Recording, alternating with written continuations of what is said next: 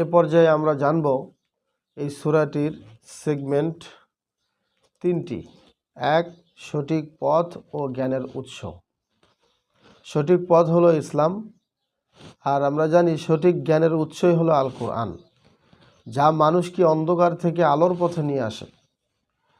দুই, সকল নবীর এক দাওয়াত, সেটা হচ্ছে লা ইলাহা ইল্লাল্লাহ, অর্থাৎ মানুষকে আলোর পথে টেনে তুলতে প্রত্যেক নবী রাসূল একই দাওয়াত দিয়েছেন, বলো লা ইলাহা ইল্লাল্লাহ, তোমরা সফল হয়ে যাবে।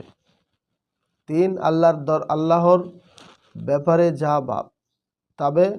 যা ভাবা হবে এগুলো সব কিছুই ঠিক হবে, বিষয়টা এরকম নয়। অর্থাৎ আল্লাহর ব্যাপারে যা ভাবা একেবারেই বোকামি, যা ভাবা যাবে না। এটা হচ্ছে 3 নম্বর সেগমেন্ট। অর্থাৎ আল্লাহর ব্যাপারে এই কথা চিন্তা করা যাবে না যে অবাধ্যরা যা করছে আল্লাহ সে সম্পর্কে বেখবর, আর তিনি তার রাসূলদের সাথে যে ওয়াদা করেছেন সেই ওয়াদা তিনি ভেঙে ফেলবেন, এমন কোনো ভাবা বা চিন্তা করা যাবে না। এবার আসি সূরা ইব্রাহিমের ফাজিলত।